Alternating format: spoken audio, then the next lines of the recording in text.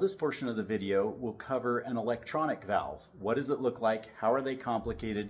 How are they like and unlike the sister over here, which is the millivolt system? Again, it's a direct vent unit, so that refers to the exhaust. But in this case, when we take this off, we're going to swing the door out. There's always an access door. This one has a decorative beauty skirt that's magnetically attached right there on the left. So you're going to pull it down. It's going to make a noise.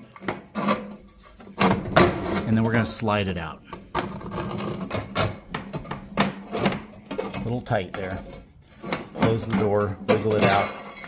There we go. We'll set that aside and we'll open our access panel one more time.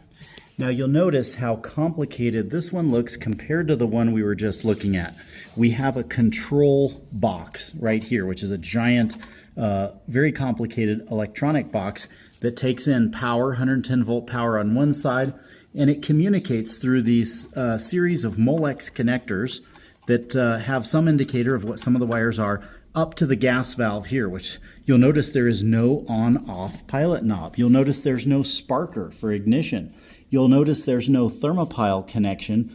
There's no connection at all for a thermostat here. So what this valve is doing is it's doing all of its work through a radio signal program to a remote control. So you'll want to identify where the remote control is. Let's take a look. It's up on the wall. So we take this little guy, and this is a more modern appliance, so it's going to have some touchscreen capability. So we're going to touch it once.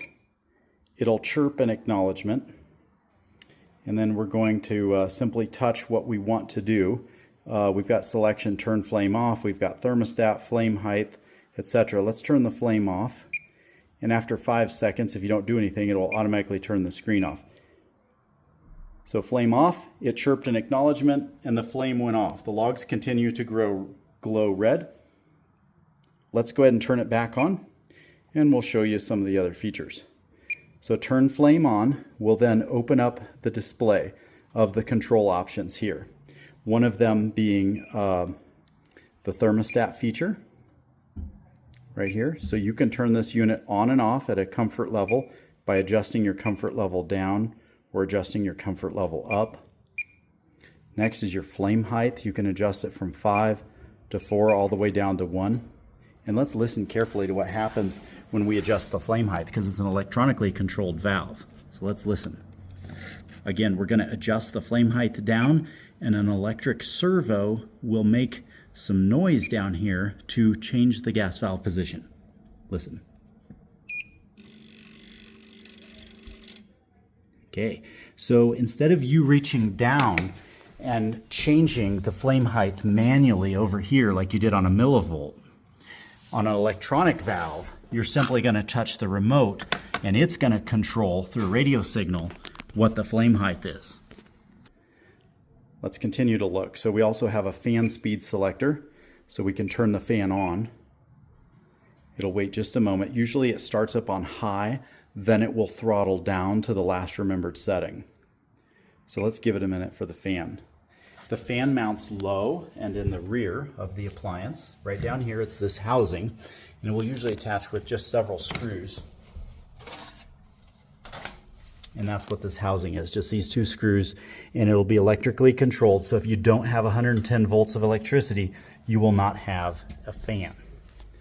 Also, the fan doesn't come on the modern units for about 3 minutes because it wants the system to warm up first. And again, that's the